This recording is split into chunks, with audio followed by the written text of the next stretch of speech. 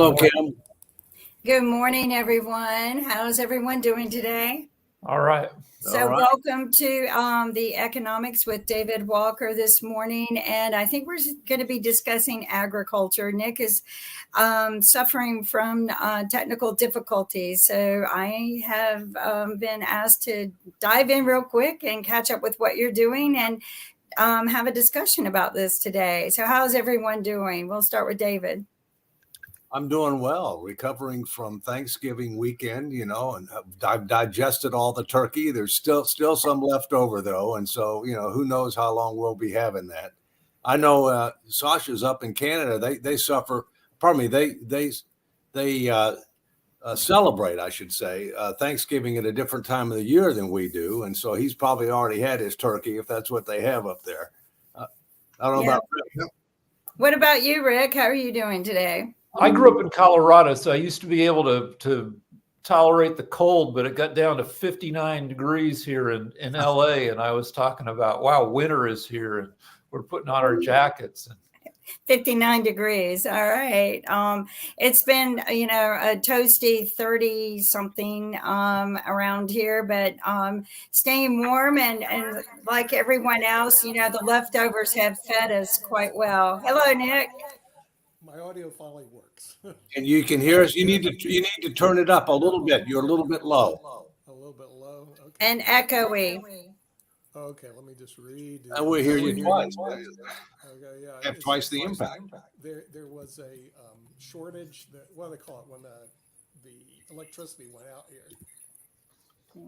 You had a blackout? Yeah, something like that. Destroyed all. All right, I fixed your echo. So all you need to do is I'll adjust your mic. You go ahead and take over the show. Okay, yeah. Nice to see everyone. Hey, Kim, take care. Yeah, I wanted to bring up. The thing is the audio. You're good now. You're good. Okay. All right. Well, today we're going to be discussing the budget. Okay. This wonderful budget that no one ever discusses. And I can tell you at least all the college education I went through, we never, ever discussed the U.S. budget. So at the political science department, the MBA, the law school, LM and tax, it doesn't matter. Continuing education courses, no one talks about the budget. And so this is the first time, David, I've actually taken a look at it, and it's horrible. I mean, this is the worst piece of garbage I've ever seen in my life. And now we're looking at the Department of Agriculture, which I thought was about agriculture until I started reading it. Then I realized as a little bit of agricultural, a lot of social programs that are placed into it. And just looking at what, and I only have a very small experience in the Department of Agriculture. When my grandmother owned a farm up in Ohio, she was given a check, and she's a millionaire, given checks from the federal government not to plant a certain crops. That was it. And even when I was a kid, I was going, this doesn't seem right. You mean we're getting paid not to plant stuff? Yeah, that's what the government does. And I was going, okay, you're a kid, you don't know. So that's what they did. And now the thing is, I went through this budget, okay, and it's 30 billion. People don't understand how big 30 billion they're spending. That is the 8th largest private company in the United States, what they're doing. So I was going, what are they spending it on? And the SNAP program, what is that doing in agricultural? Anyway, that was a huge part of their budget, was basically giving away food. Then the environmental concerns, what does that have to do with agricultural? Tons of money going to agricultural. Internet, for rural areas, millions and billions of dollars to the internet. And then, of course, other throwaway programs, which you're welcome to read. It's all inside there. There was one commentary that I picked up, and this person was upset because they want a 10% increase. And if you look at it, these programs are failures. The SNAP program, we 40% of Americans are obese. So whatever they're feeding isn't the right thing to people. So you're looking at, then he wants like 11% increase to hire 4,700 more employees to put infrastructure in rural parts, which from the understanding I saw was 50,000 per household. You're adding 30 billion to the debt. And when I looked at the Department of Agriculture, I could only think of one thing: shut the whole bloody thing down, start again, and move whatever they have that's useful. There's a couple of useful things somewhere else. But anyway, that's my opening statement. And David, I don't know what your thoughts about the Department of Agriculture. I think the budget should be required course for everybody in high school and college, required, because guess what? You're not going to want to look at this stuff voluntarily. So I do want to thank the viewers actually suffering through this stuff that we're suffering through, and the people who bother to take the time to read this big giveaway program. But anyway, David, the floor is yours. That's my opening statement. I think it's horrible. Well, don't hold back, Nick. We really want to know what you think about these things, So, but anyway, let me start off with saying that when I taught the economics of national security at the U.S. Naval Academy, we did talk about the U.S. budget. We talked macroeconomics, and we also talked about a lot of issues that directly related to the Defense Department. But you have to understand the big picture. And let me end up, talking a little bit about the big picture. There's two kinds of spending that goes on in the federal government. There's direct spending and there's indirect spending. Direct spending are the things that, go out the door with regard to cash payments. And the indirect spending are things like tax preferences and guarantees and things of that nature. Believe it or not, when you add together the tax preferences with the mandatory spending, which is direct spending, 90% of what a normal person would consider to be a budget, we've written a blank check. We don't control it at all, and we don't effectively oversee it at all. Let's take the agriculture department.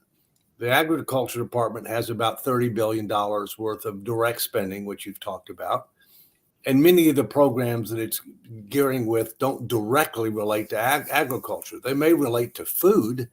For example, the SNAP program, which is for the poor and to try to be able to provide them with resources to be able to buy better food than otherwise they might be able to buy. That's a big part of the agriculture department. You've got the school lunch program. You've got the school breakfast program for poor families in order to make sure that kids have adequate nutrition in order to be able to learn. You've got expanding broadband, to rural areas, which has absolutely nothing to do with agriculture whatsoever. All right. And you've got a lot of tax preferences in the Internal Revenue Code that relate to agriculture as well. And so, as we've said in prior situations, we really need to step back and look holistically at the federal government. What is it doing? How is it doing it? Who is doing it? How do we measure success? And in many cases, it means eliminating a number of things, consolidating a number of departments, and separating the wheat from the chaff between what works and what doesn't work. It's interesting, Nick, you talk about, we're providing SNAP benefits in order to hopefully encourage people to buy better food. And yet we've got very high obesity levels. And in fairness, there are certain things you can't buy with SNAP benefits.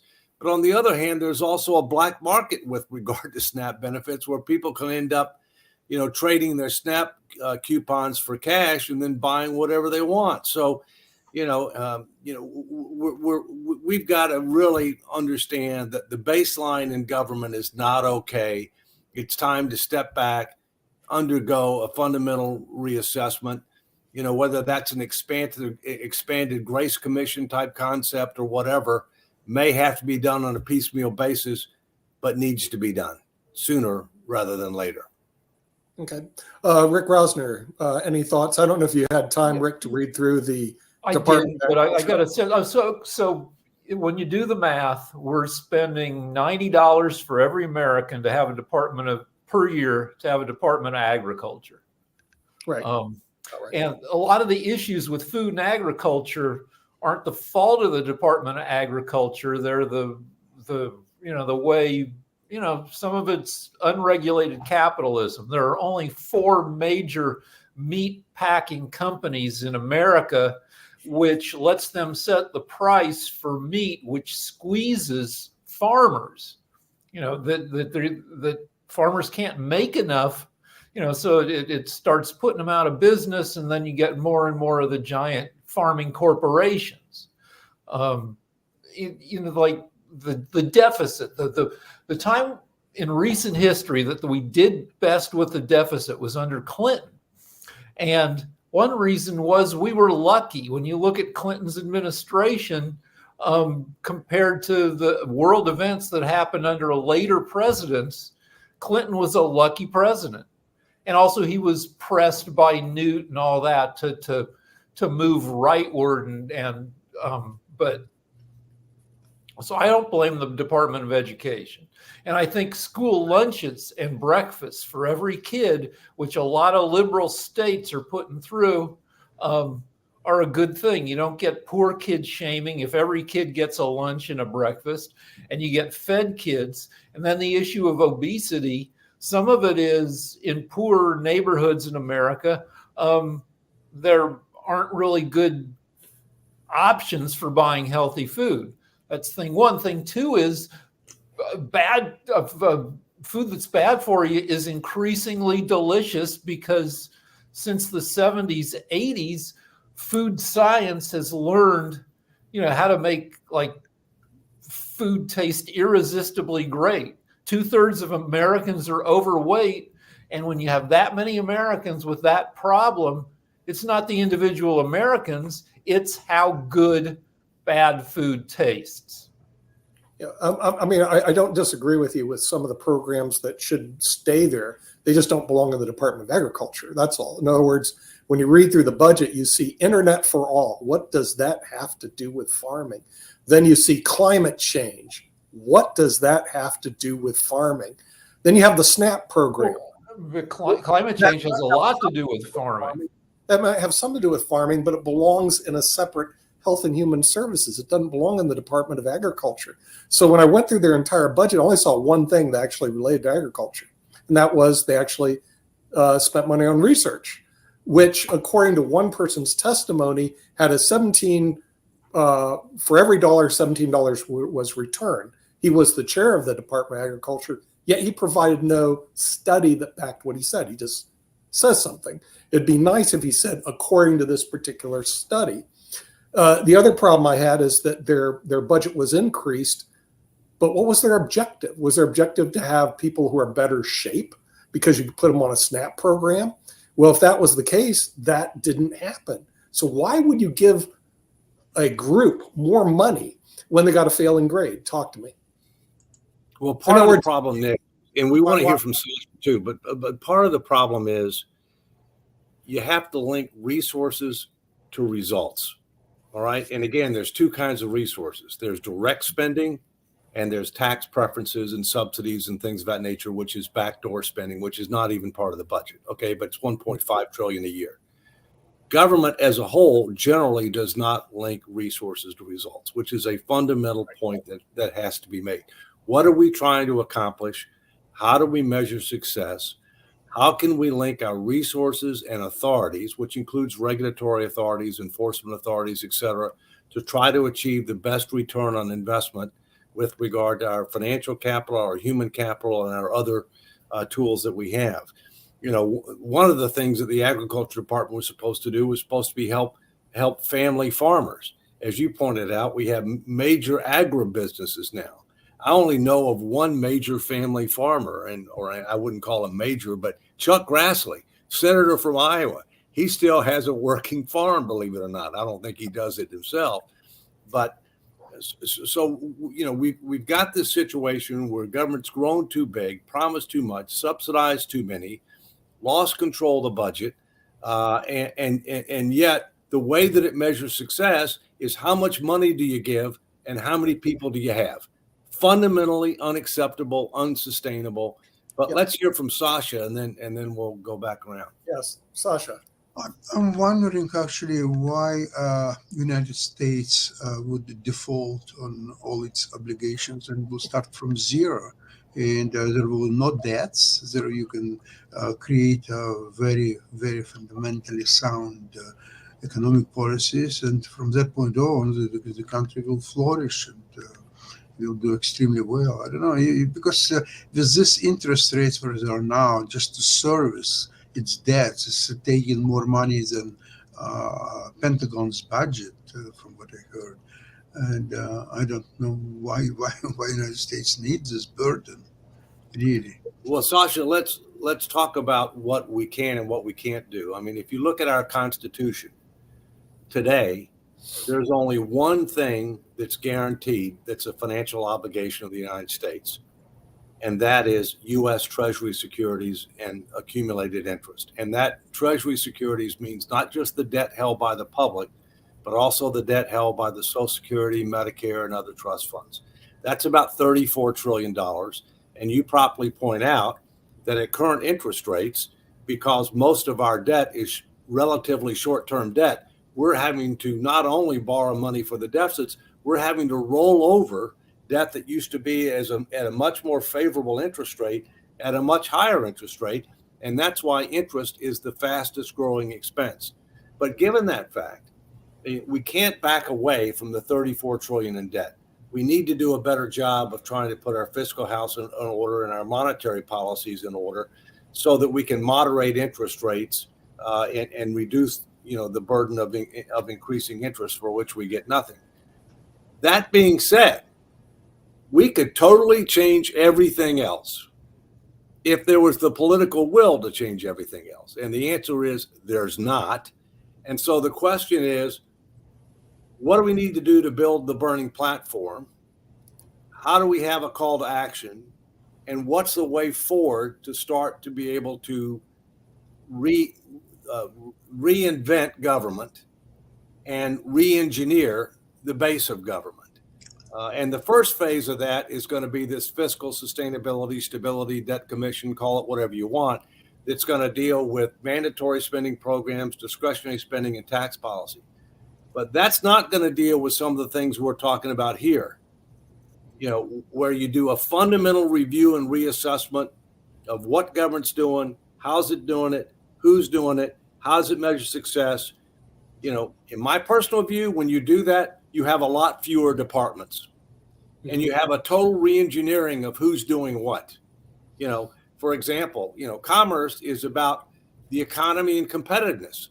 There's a lot of things, and trade, obviously, there's a lot of things that are being done by various different departments, but they're not at commerce, and therefore you don't really have the ability to gain the synergies to, be able to avoid redundancy, and achieve synergistic effects, if you will, just as one example. I know Rick's got his hand up, but Nick, you're going to moderate this thing. So. Yeah. All right. So it boils down to what it always boils down to with every department is getting government to be more functional and getting money out of politics. A lot of everything related to corn is a boondoggle. One reason that Americans are so fat and so diabetic is that farmers get economically encouraged to make corn, where you make corn syrup for sweetener, which is the worst kind of sweetener that you can put in food. The other thing is ethanol is a boondoggle. Ethanol costs more in fuel and resources than you get out of it. If we made ethanol is fuel made from corn. If you quit doing that altogether, you'd have more energy than we do after making all this corn to turn into gasoline and junk. Right. Mark. Yeah, I'm glad you're here, David, because I had a question based on a interesting conversation that I had yesterday and everything, and I'd love to hear your thoughts around this. How can we get rid of some of the waste that exists that is not necessarily government impacted? Because one of the things, as I've said several times on this show, and I've said it on other shows as well, I get around by mass transit, and I was having a very interesting conversation with our local bus driver here in Durham, North Carolina, and he was telling me about how a number of people are actually hustling the medical system, and these are folks that are homeless and everything. So he was telling me about how some of the folks that are going to Duke Regional will actually literally call and give the address of the terminal as their home. So then the hospitals are sending letters to the terminal asking them to pay. And if you know anything about an EMS ride, they're not cheap. They're like around $700 and all in that space. So you can imagine how much of this money is being wasted if they are doing this on a regular basis. And he told me of one individual that might have done it like for about half a year. So if you times 700 times 200, you're talking about a couple of $1 million that are being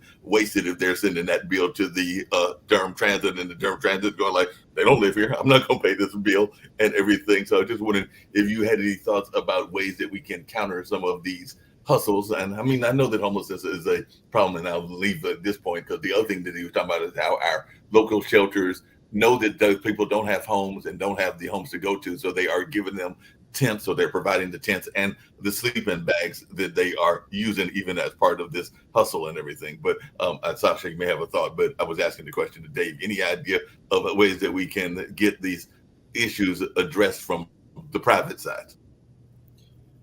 Well, first, the government is a monopoly, all right, and it doesn't really face direct competition, and therefore it doesn't have the same incentives that the private sector has, to try to be able to continuously push for economy, efficiency, effectiveness, productivity, all these different things, right? They don't have to be able to demonstrate that they're generating good value for money because people can go someplace else. In the private sector, whether hospitals, for example, there's for-profit and there's not-for-profit, right? But they have competition, right? And they need to be able to make a profit in order to stay in business. And so therefore they have an incentive to try to figure out what's going on with regard to this fraud. That's exactly what it is. It's fraud. That's totally what it is. Yes. It ought to be pursued, both civilly and criminally. And the people who are doing this ought to be held accountable for that. All right. But then, the private sector, being both for-profit, not-for-profit, they have an incentive to do that. Okay. The government doesn't have as much of an incentive to do that because it's other people's money, and the government's going to stay in business, irrespective of how much fraud, waste, and abuse there is, although we ought to have zero tolerance for it. So those are my overview comments, and I know Sasha's got his hand up. I have a follow-up question. Be able to say he's not the one doing that. I know he's not the one doing it. Go ahead. David, you are relying on the Constitution that forbids United States to default on its obligations. Wonderful. Well, only on debt. Not. We could default on everything else. There's no guarantee for anything other than U.S. Treasury securities. And just to clarify, Sasha, as of the end of the last audited financial statements, today, let's just say today, I think we have about 34 trillion in debt that is subject to a constitutional guarantee, but we've got close to 100 trillion in liabilities and unfunded obligations that are not guaranteed by the Constitution of the United States. So the point that you make is real. Okay, there are a lot of existing obligations that we have that we are not constitutionally bound, but we may be legally, ethically, and morally bound. Okay. Let's talk. Okay, let's not talk about the moral side of this business. Okay, let's talk about the real 34 trillions which are guaranteed by the Constitution. David, but it doesn't take a lot of calculations that it will balloon, if nothing will be changed and real soon, it will balloon in the foreseeable future to 45, maybe even 50 trillion dollars.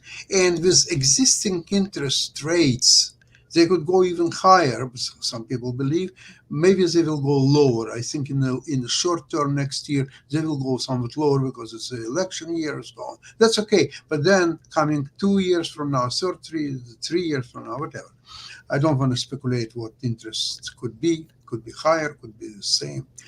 And these calculations, 45 to 50 trillion at even today's interest rates, with regard to what says Constitution, it will simply impossible by the laws of physics and arithmetic and algebra and whatever you want to take. It's just math. Just math. It didn't complicate it. MATH, just simple math. Absolutely. So this, it's sort of engraved in stone, yet could be very difficult to comply under present economic conditions, at least where we are going right now, unless something drastic will happen and there could be found a way to actually start decreasing the debt. What do you think, David? Well, look, I think, Sasha, the things that are the most important from a macro fiscal policy are debt as a percentage of the economy. And right now, if you look at debt held by the public as a percentage of the economy, it's about 98%, 100%. If you look at debts held by the total debt, which includes debt held by the trust funds, it's about 125%. That's too high. But what's more important is where is it headed? According to the Congressional Budget Office, within 30 years, it's going to be about 200% of GDP if we don't change course. All right. The second metric is interest as a percentage of the budget. And, we've already talked about the fact it's the fastest growing expense for which we get nothing for it. So we've got to do something with the third issue is how much of the budget is controlled. Back before, back in 1912, before the income tax, before direct election of senators, and before the Federal Reserve, 98%, 97% of the budget was controlled. We didn't write any blank checks. The only thing that was controlled is what we had to pay for interest. Today, over 70% of the budget, we've written a blank check, right, including healthcare, including agricultural subsidies, including all the tax stuff. We've written a blank check, and and so in effect, we've lost control. So I come back to say it's not just what needs to be done, is how do you get it done? If you think that we're going to be able to re-engineer government on a piecemeal fashion through the regular legislative order, you're smoking something, okay? So that's it's not illegal everywhere, but I might notice also not illegal in D.C., which is where a lot of our problems are coming from. So maybe there's a correlation there. But that's why I'm for a statutory fiscal sustainability commission. That's why I'm for a constitutional fiscal responsibility amendment. That's why I'm for a number of budget reforms. That's why I'm for a bureaucracy BRAC to try to re-engineer the base of the federal government. These are going to take a number of years, but they need to happen, and they need to happen sooner rather than later. I mean, we could start with just balancing the budget. I mean, Clinton did it, and before that it was Richard Nixon who actually balanced the budget. And David, I looked at this budget. I can balance that budget because there's so much stuff in there that doesn't need to be there. You do not need to provide internet to somebody in Overland Park, Kansas, or somebody in the middle of God's country. You do not need to have charging stations all over the place and environmental concerns all built into this Department of Agriculture. This is just one part. There is so much fat that any moron can get in there and balance that budget.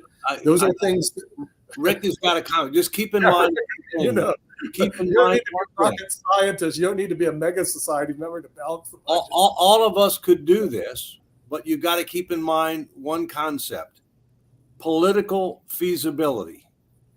Whatever you want to do, A, has to pass the House. Right, I know. B, has to pass the Senate. And that means you got to get 60 votes unless it's budget reconciliation. And C, it's got to get the signature of the president. So individually, if we were totally in charge, could do it, but we're not. That's because also the plan is to keep American public stupid when it comes to this stuff. Like I said, my degree in political science, they never discuss the budget. My MBA, they never discuss the political budget. Law school never discuss it. LLM never discuss it. The media never discusses it. So it's almost like it's this big $6 trillion hidden secret of all this mess, but it affects everybody in the United States of America. One last thing, and then go to Rick, okay? Yeah, go ahead. That's why the statute, and then Mark, that's why the statutory commission that I've been calling for, that the speaker supports, that has bipartisan support, that is going to be the subject of a hearing in the House Budget Committee this Thursday, okay, is gaining momentum. And a key aspect of that commission is a significant citizen education and engagement effort on where we are, where we've been, where we headed, how we compare to others, to build the burning platform that we've got to make tough choices. And I take some heart and hope in the fact that the people are way ahead of the politicians. And if this thing happens and if they go about it the right way, it will put us in a position to make tough choices. with an up or down vote. But I know Rick and Mark have had their hands up.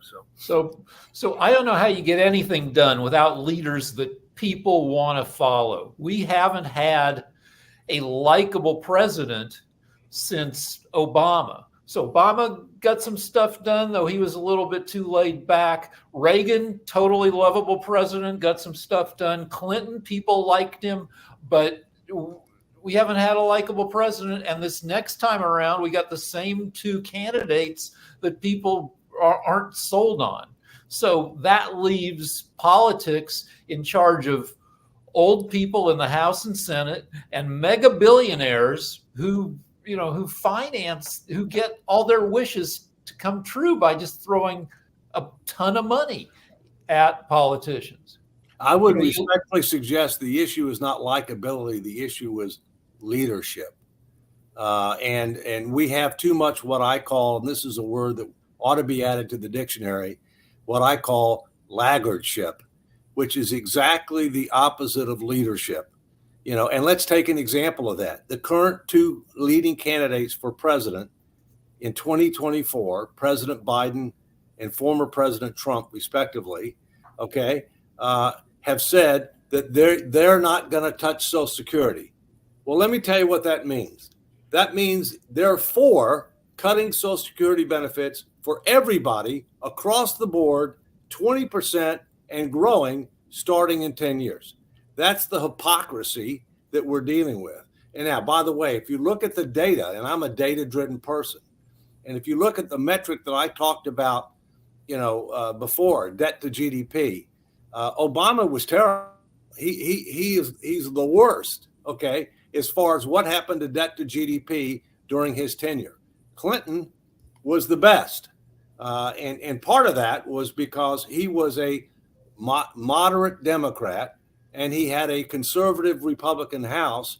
So they were forced to go to the right, not far right, but they were forced to go to the right, which forced them to be able to get the budget under control. And with strong economic growth, debt to GDP went down. And in fact, of the first 4 years I was Comptroller General, 2 of those years we paid down debt. We don't have to pay it off. It'd be nice if we could pay it down, but we've got to quit adding to debt to GDP. That's what we've got to do.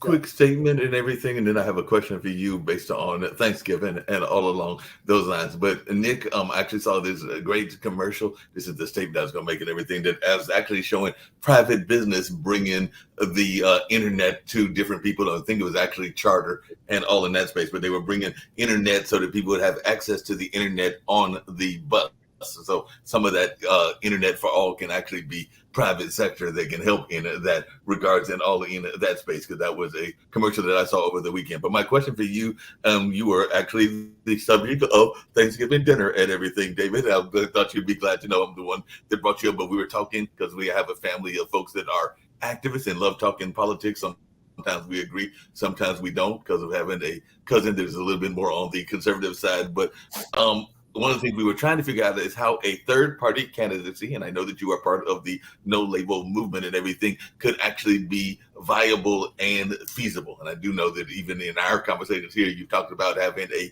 pathway to victory in order to even introduce a candidate and all along those lines. But I was just wondering, because it did come up in our family conversation on Thanksgiving dinner and post-Thanksgiving dinner, as to how that would be viable. So who knows? Mom might be listening, and maybe she'll hear your answer and decide to go your path and all along those lines. But I was just wondering if you could share some of the pathways, because Mom's not the only one. There are a number of other folks that are trying to figure out, hey, it sounds good in theory, but I'm stuck with the two that I'm used to, which is the Democrats and the Republicans.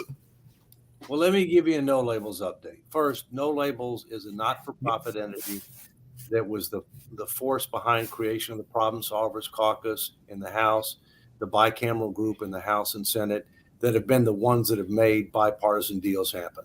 Whether it's the infrastructure bill, whether it's the CHIPS Act, whether it's avoiding a default to on the debt ceiling or getting a continuing resolution, they have been the force that have caused those things to happen. Not the leadership in the House and Senate, and not the President of the United States. All right. But what No Labels recognized is that a historical high of Americans believe that the country is headed in the wrong direction. 69% of voters don't want Biden. 62% don't want Trump. For the first time, we've got a historically high percentage of Americans that believe that life for their kids will not be as good as theirs. That is directly contrary to the American dream, which is to have a better life for your kids and grandkids and future generations than yours. And we've all benefited from that, but now people are increasingly concerned, especially in my case with my grandkids. So what No Labels is saying is, look, with that's what people think. They don't want the likely candidates. They don't like where we're at, where we're headed, and therefore, is there a pathway to victory in the Electoral College? As you know, in the Electoral College, you just have to win a plurality of votes to get all the electoral votes for 48 out of the 50 states. There's 2 that are different, but there are not that many electoral votes involved there.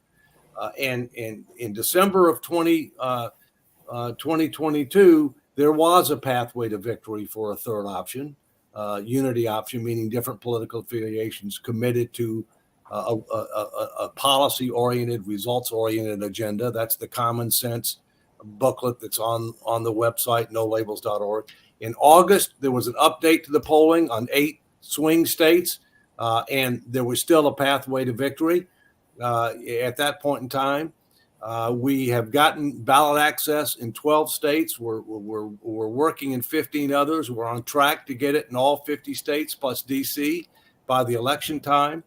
And whether or not we will offer the line, because it's not a party, it's only president and vice president, whether or not we'll offer that line to a third option for president and vice president will depend upon whether there's a pathway to victory in the Electoral College in the spring. And we can't know that until we know who the likely Democrat and Republican candidates are. I still think there's a chance that Trump and or Biden may not be the candidates for the major parties, and we may have a brokered convention or conventions for the first time in a long time. And if that happens, totally different ball game. So that's kind of where things are. It is an option, but it may or may not come to fruition depending upon what transpires between now and the time that we actually know the candidates for the Democrats and Republicans. Can you talk about the fear that people have that a No Labels candidate will suck enough votes away to like Nader did in 2000, like Jill Stein did in 2016? Yeah. Well, first, the Democrats are the ones that are most concerned. Okay. And the reasons they're the ones that are most concerned is because I'll give you a stat I just gave you. 69% of Americans don't want Biden. Okay. 62% don't want Trump. So there's actually more that don't want Biden than don't want Trump for very different reasons. Okay. They're very different people. I don't want either one of them for very different reasons. Okay. And since the Democrats are concerned about their candidate and their candidate can't do something about something that people are very concerned about, and that's his age and his declining cognitive ability, he can't do anything about that. All right. So they're more concerned. But there's a fundamental difference between Jill Stein, Ralph Nader, and some of these other people because they only draw candidates overwhelmingly from people who would otherwise vote for Democrats. So, I mean, they can clearly be a spoiler. Our scenario is we want a unity ticket, meaning the people can't have the same prior affiliation, political affiliation. One's going to be a former Democrat. One's going to be a former Republican. We don't know who's going to be on top. Both going to be committed to a bipartisan approach, committed to this common sense agenda, which is on the website. And as was the case in 1992 with Ross Perot, he drew equally from Bush and from Clinton. He drew equally. And that's the data that we say, that we draw equally. But the key is, can we draw enough to win in the Electoral College? But if nobody gets Rick, one last I just want to ask. One last thing. If nobody gets a majority of the Electoral College, doesn't it go to the House, and then the House decides who? That's correct. But let me finish. The current polling shows that on a one-on-one race, Trump beats Biden. Right. So the Democrats better be concerned about their candidate And by the way, the Republicans should too. I think both of the parties should not be nominating those two individuals for very different reasons. And we may end up there. And to answer your question, Rick, yes. If nobody gets a majority in the Electoral College, it goes to the House for the president. It goes to the Senate for the vice president. One state, one vote. So, just like with regard to ratification of the Constitution, doesn't make any difference how many members of the House you have, how many, everybody's got equal number of senators. You get one vote. All right. And it would be the next Congress, not the current Congress. All right. So that's factually accurate. All right. I want to ask David, you have been promoting no labels for quite some time. And the biggest solution now is to find the right candidate to run against these two idiots. Who would you just give us 3 names of who you think could qualify, and if we help promote them, could win? Who are 3 people? Yeah, I don't want to give you names because let me just tell you the process that's being used. Okay, it's got to be a person that's well known. It's got to be a person who's well qualified, who's well respected, who has a track record of working on a bipartisan basis. Okay, who's willing to buy into the common sense agenda, which you can see on nolabels.org, okay, who can raise money and who we believe can win. All right. So there are a number of people on the Republican, the Democrat side that have been speculated about. There's a number of people that, that are being considered. All right. There will be a vetting process. I would imagine that people wouldn't be willing to commit until after they have a better sense of who the major candidates are going to be on the Republican and Democrat side. Just that we're not willing to offer our line until we know that and see if there's a pathway to victory. But there are a number of prominent politicians that are interested. Unlike in 2012, when Americans-elect tried to do something very similar, in which, believe it or not, they came to me and asked me to run. And I said no, because in 2012, you had a sitting president of the United States who was broadly acceptable, Barack Obama. You had another candidate on the Republican side who was broadly acceptable, Mitt Romney. We didn't have the situation where the people felt that we were headed in the wrong direction, that the future was not going to be as good as the past. It was a totally different situation. Today, you can qualify for the presidential debates a lot easier than back then. And if you can't qualify the presidential debates, you don't have a prayer to win. Okay. And so the situation is fundamentally different today than then. And back then, they thought that people would take advantage of the opportunity, but they didn't because of the reasons that I just told you. But now we're in a fundamentally different situation, and now people are willing to take advantage, in my view. But we'll have to wait and see whether they'll have the opportunity. Jacoby had a question, and I was definitely going to ask a question as well. But Jacoby, go for it. Just a few things, I guess, around no labels, since that's where the discussion is.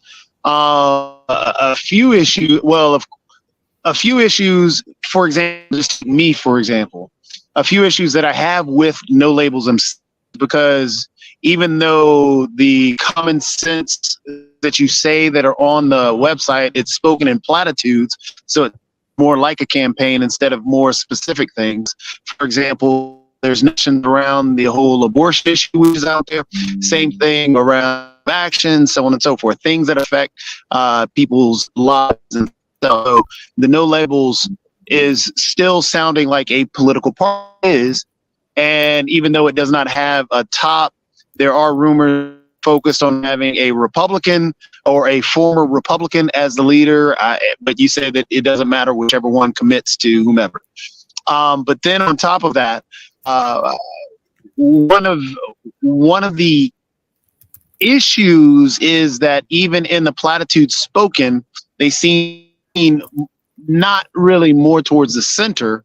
And playing off of the early polling, yes, you'll probably pull more from the Republican Party due to the fact of the conservative style policies that are listed on the actual website and the platitudes that it's spoken in, and that's who it kind of speaks to.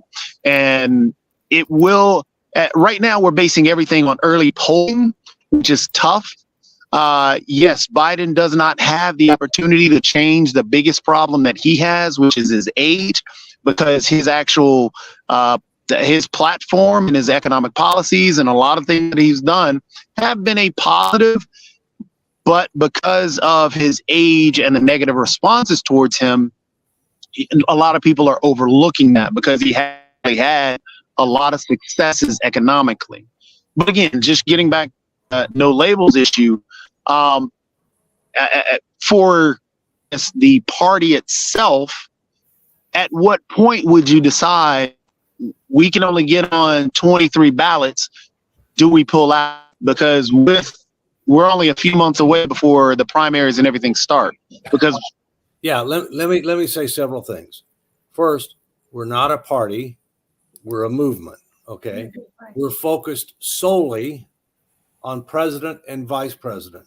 We're not planning to run for Senate, House, state legislature, Congress, United States, nothing else. Okay. Thirdly, the common sense agenda, which has 30 issues, was determined based upon extensive state by state polling in December of 2022. These are the issues that the American people were concerned about.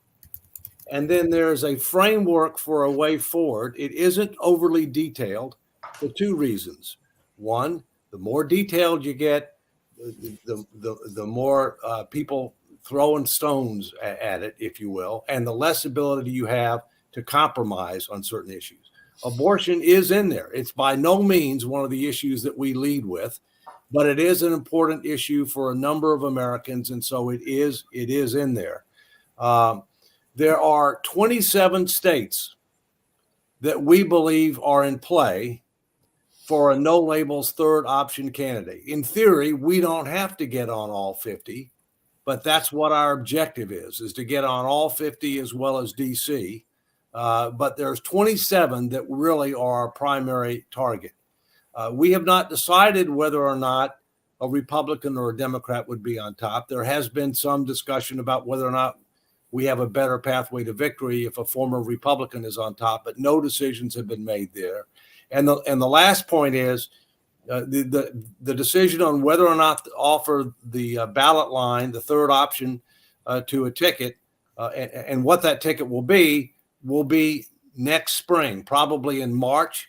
But you also need to understand, if it turns out that there's a brokered convention and it turns out that the candidates aren't Trump versus Biden, then we've got the ability to pull the ballot access as late as August of 2024. So there's lots of checks and balances that are built in order to try to make sure that we're in it to win it, not to be a spoiler.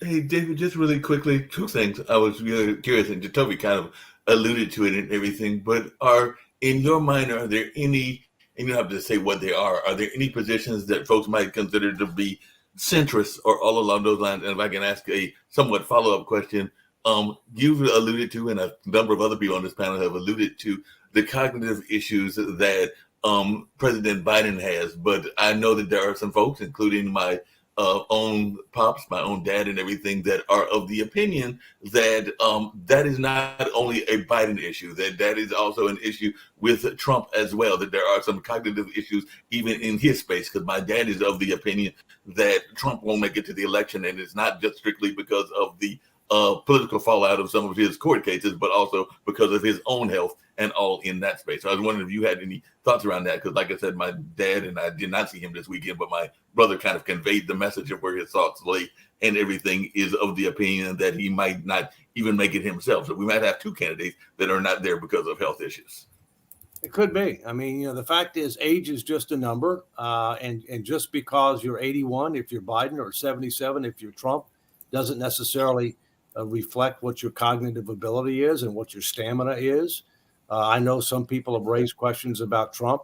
Obviously, he's younger than Biden, but again, your cognitive ability, your physical stamina is not necessarily directly related to your age. Obviously, the more seasoned that you are, the more that's likely to be an issue. But there are plenty of people their ages that are sharp as a tack, okay, and have great energy. So we'll see. I come back to what I said before. These two people are no way similar. All right. Doesn't make any difference really what I think. The American people don't want either one of them. The political parties are not listening to the American people. The American people are tired of voting for the lesser of two evils. Mm-hmm. I won't vote for the lesser of two evils, and I haven't at least 2 times in the last 20 years. Yeah, Rick. 2 things. One is we don't know what the American people think because polls have gone to hell because no sane person says yes to taking a political survey anymore. So it's left up to soreheads and lunatics to respond to these polls. They've gotten worse and worse year by year. Used to be 1 person in 3 would say yes. Now it's 1 person in 500, and there's no guarantee that 1 person in 500 isn't crazy. That's thing 1. Thing 2 is I don't think you've got real good data behind that, but go ahead. I've just what I've read on articles on how hard it is to get people to say yes to these surveys. I understand. Thing 2 is Biden is not Trump. Biden looks like hell. He looks old as heck. He moves like he's a creaky old robot. I wish they'd get him on steroids so he'd move a little better. But when you listen to him, he seems like he knows the issues and he's still able to think well. And he has 70% more experience holding national level political office than anyone in history who's ever run for president. And he's got 47 years of experience, which is nobody else comes close.